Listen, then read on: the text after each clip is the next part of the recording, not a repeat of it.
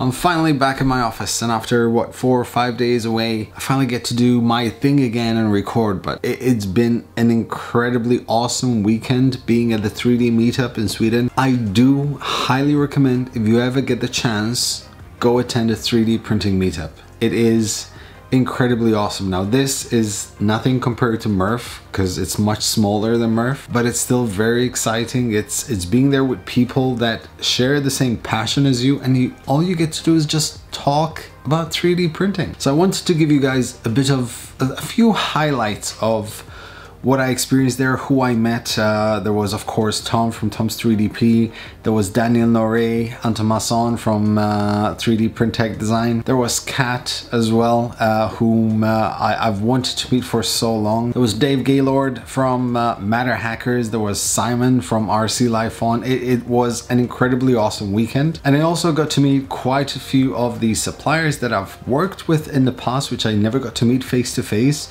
And I got to talk to a lot of makers. I got to meet some of you guys, which was incredibly awesome. And I also got to secure a few future collaborations, which I will share with you guys in a moment. E3D are stealing the limelight at the moment wherever they go due to their tool changer. The concept of the tool changer is absolutely incredible. Once you understand the possibilities of what you can do with such a machine, it's not just 3D printing, it's the ability to do so many things with just one simple machine, and the concept is incredible. I am one of those that backed this project because I truly believe it can change the face of this community and the way we make stuff. I think it's going to make things a lot easier. It's going to incentivize the creation process, the thinking process, and the innovation. For those of you unaware of the tool changer from E3D, I will leave links in the video description.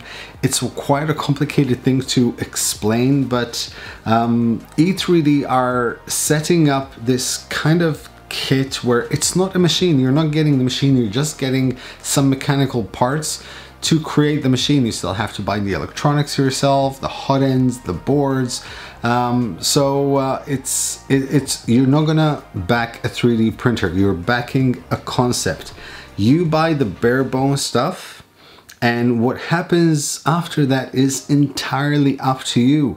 Whether you want it with 4 different nozzles, whether you want to program it to have 3 nozzles and a CNC, for example, or an arm or whatever. It's just, the concept is great. I will leave links in the video description so you guys can read up on it. I finally got to meet the awesome guys at 3D Prima. They're really nice guys. I've spent a lot of time in their booth because we are working on some future collaborations. They were showcasing the Raise N2 Pro, which is the new version of the Raise 3D N series printer. It basically takes everything that was before and made it better. A lot of people had complained with the original Raise for whether it was bed leveling, the dual extruder wasn't very clean, so now they've upgraded with Bond Tech. It has an internal camera and so on. And what I can tell you is that I will be getting a review machine for a short period of time to test on the channel, which is something I'm extremely looking forward to because I've always wanted to get my hands on a Raise 3D printer. Trinamic also was there. They were showcasing the 5130, the TMC 5130 driver. It looked incredibly awesome. They had this sort of display set up for it to show exactly in graphic format what happens when there's sort of tension on the stepper motor, what happens if you hold the stepper motor or it cannot turn as much as it should. If friction is increased, then the driver will increase the current going to the motor by increasing the load. So it's just incredible. Bondtech guys were there. I bought myself a Bondtech extruder for the CR10S because I want to upgrade that machine. I want to work on it. I want to make it much better. So I got myself a Bondtech extruder, and to go along with that, I got one of these. This is the Olsen Ruby, but this is the Volcano version because even this will go on the CR10S. It's already running an E3D Volcano hot end, so all that's left is to put a Volcano also ruby nozzle, just to make it that much more of a beast. Now, I wish I had the possibility to show you guys absolutely everything there was. However, one of the highlights was definitely the fact that I got to be a part of a judging panel along with Tom and Antamason for the best modded 3D printer, and the selection was quite huge. There were a lot of modded 3D printers, but one of them like popped out and I was incredibly impressed. Someone actually managed to mod a Prusa Mark I 3D printer with an IDEX system, so two independent extruders on the same rail. Basically, they completely work independently to each other. They're both Bondtech extruders, and the prints, the dual prints that were coming out of this thing were incredibly clean. It was running on a simple Ramps 1.4 with Marlin firmware.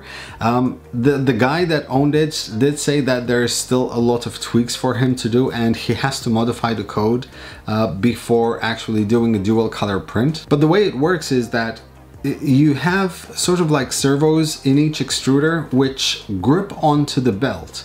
So when you have one color, you have one servo that grips onto the belt, so that nozzle is moved by the belt, then it parks itself, it is released, the belt is released, and the other servo will grab onto the other belt, and that is what starts moving. Ingenious, simple solution, and the guy definitely deserved to win. In fact, he did. And yeah, it was stuff like that that made this weekend incredibly awesome. Those were pretty much the main points that really stood out to me. I do highly recommend that if you ever have the chance, go through a 3D printing meetup. It is incredibly awesome. In the meantime, I'm gonna let a highlight reel of all the awesomeness that happened this past weekend. I will be back hopefully tomorrow with the TiVo Michelangelo review. I had already recorded it, but unfortunately I deleted the footage as I was getting ready to travel, so I have to redo that once again. But in the meantime, like, share, subscribe. If you have any questions, leave them in the comment section below. And as always, happy making, guys.